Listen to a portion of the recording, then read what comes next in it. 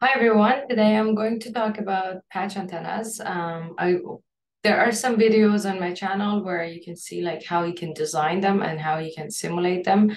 But these are mostly like fun facts about them, and there are actually fundamental facts as well because like I've seen them being asked in interviews like when I went to interview Apple, they asked me these questions, and it was interesting that you need to know these things in order to come up with complicated designs. Like when you're trying to design a PFA for a phone, for example, where would you put the camera? Or where can you put the antenna in regard to the camera?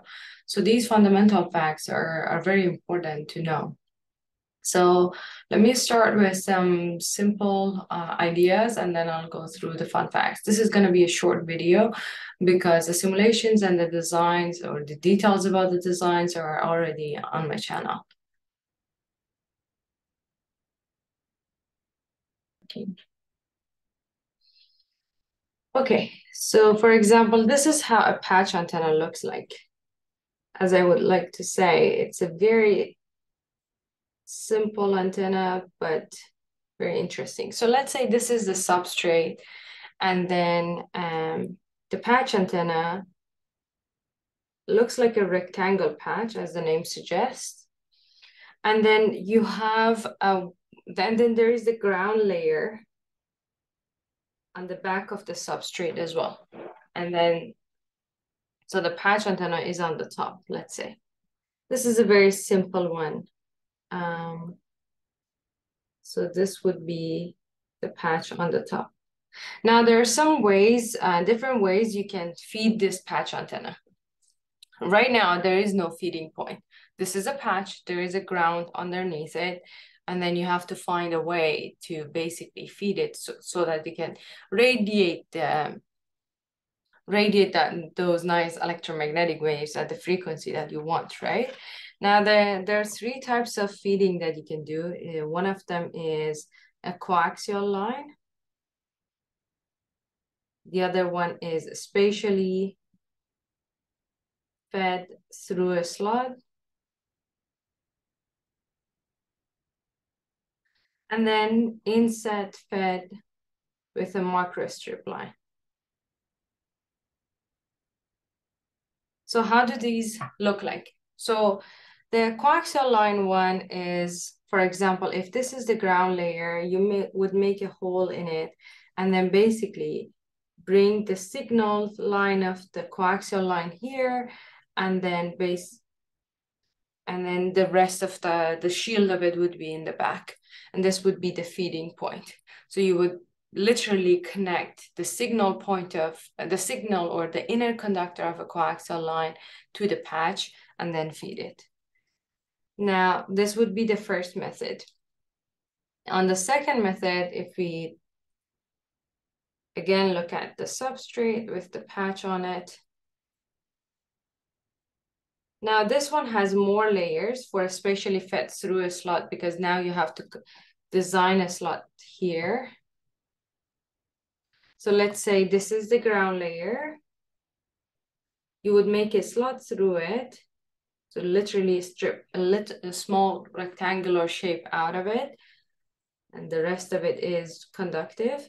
And then you have to add another layer of substrate here. So you can design a microstrip line on the last or on the bottom layer and then feed it this way. This method is very useful, for example, when you have an array of patch antennas.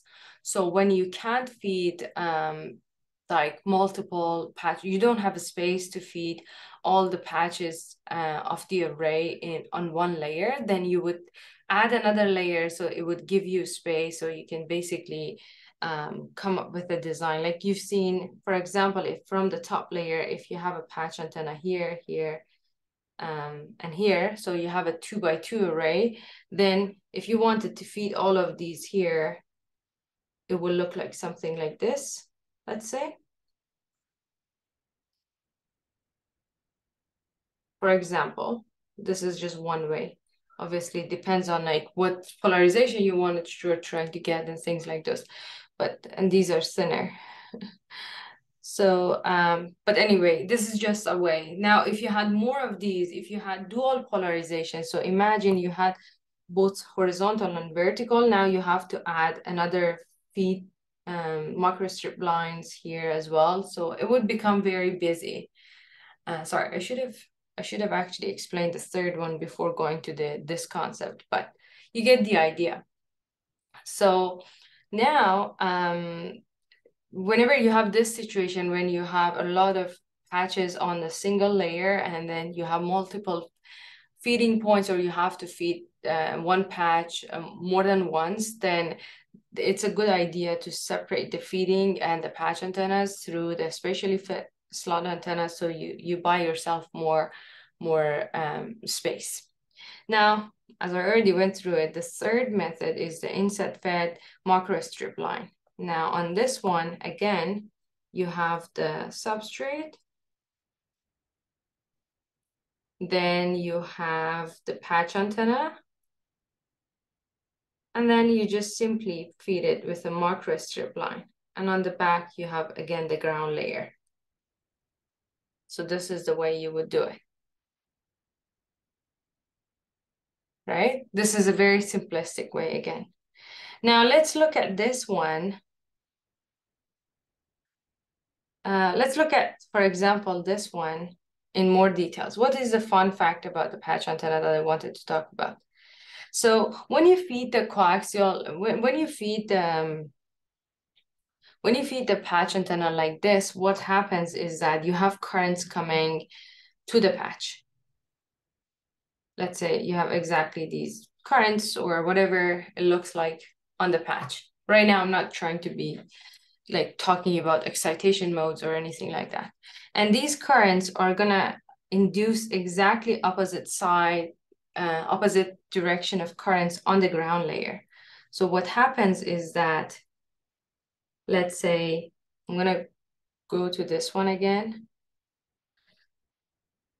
So from the side, you have this patch on the top, the ground on the bottom, and you have currents going in, for example, on the patch, and on the ground, they're coming out, right? And that's how you would say the electric field looks like, for example, this underneath the patch. And then these opposites sign of currents or electrons that are on the patch on the ground make sure that the currents are in fact not on top of the patch. If you imagine a thickness for the conductive layer of the patch, but actually on the bottom of it, they would attract it to the bottom. So this is a very interesting point to know, that you have no currents on the top of the patch antenna, right? And then, so then it brings this question that, so if we have exactly opposite sign of currents on the patch and on the ground, what is radiating here? Because for example, a basic electromagnetics knowledge would say that the radiation that these currents are making and these currents are making are going to cancel each other, right? So in fact, yes, that's true. The currents, first, fun fact is that the currents are on the bottom of the patch antenna. So going back to my first question that I said, like, oh, when you're trying to basically design a patch antenna with a camera or something, or you're trying to integrate all of this into a compact space, where can you put the next interesting point is that, in fact, what makes the patch antenna radiate is not the radiation from the induced currents on it. It's because of what we call fringing fields.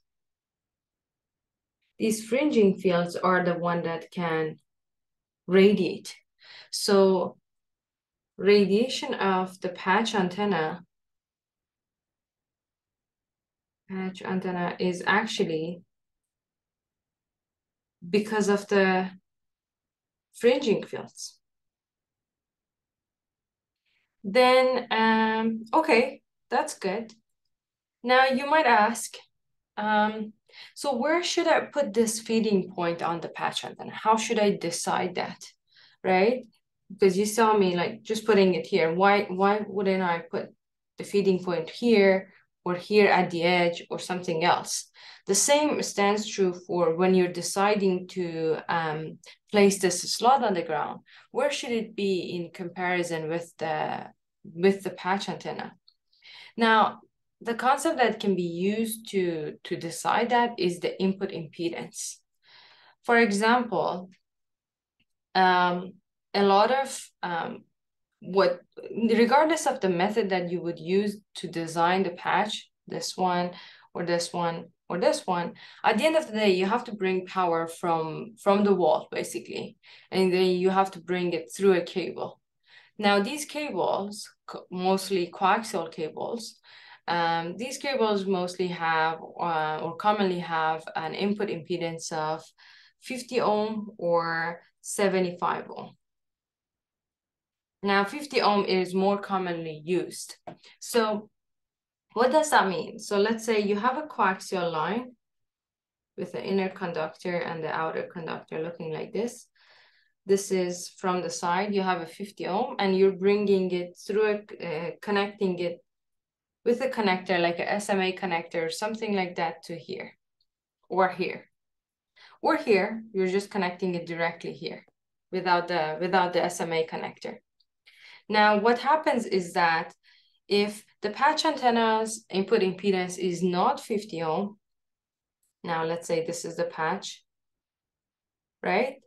If you bring a power here and the patch is not exactly 50 ohm, then what happens is that the power is going to get reflected back.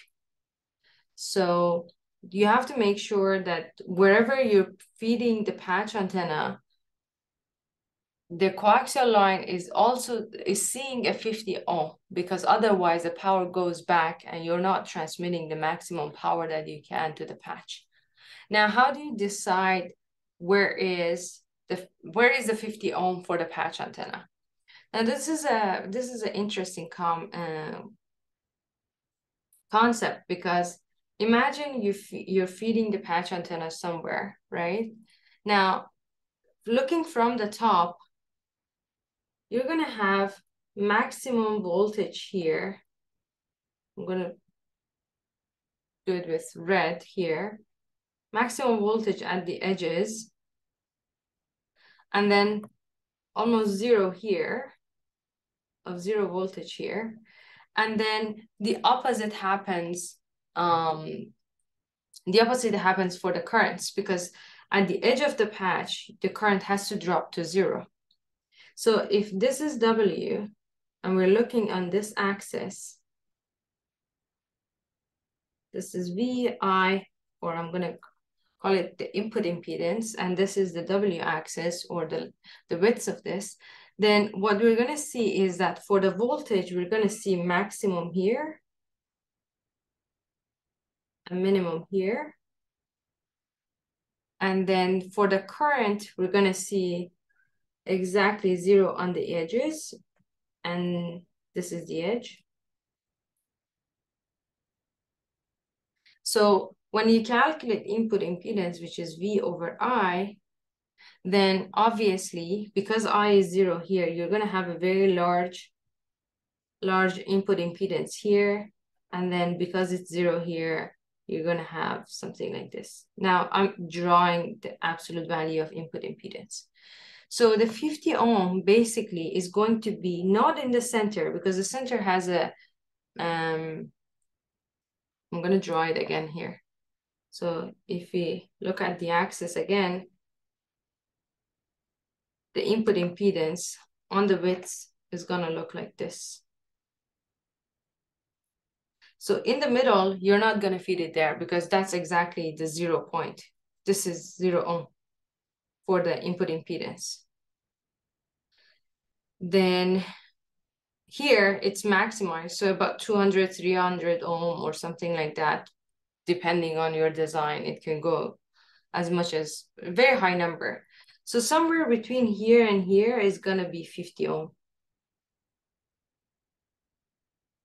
And that's where you want to feed it. Now, if this is exactly W, let's say call this axis X, then this is almost W/3. This is just based on experience.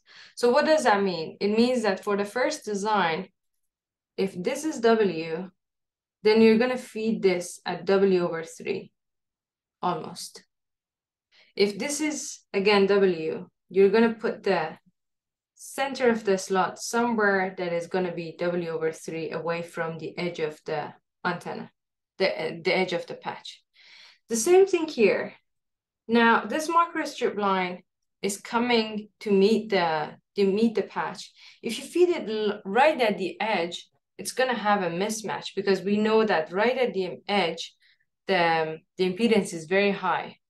Sorry, I don't know why the Zoom isn't working. Okay, so what we're going to do, you might have seen it before, that for patch antennas, they put the microstrip line like this, and then they go into the patch like this. Why is that? Because then the feeding point, I'm looking from the top here. So then the feeding point where the microstrip line is meeting the patch antenna, and this is, let's say, a 50 ohm microstrip line, is gonna be where exactly the input impedance of the patch is also 50 ohm. So this is again W/3, if this is W. So you see, so no matter the design of the patch, you have to follow some rules that basically depend on, like, you should know some fundamental things about the patch antenna before going and like going through different designs that are like, oh, they designed it this way, or which one should I go, or like how should I decide which one to go, and things like those. These are nice things to know before you make that decision. Okay, thank you very much and have a great day.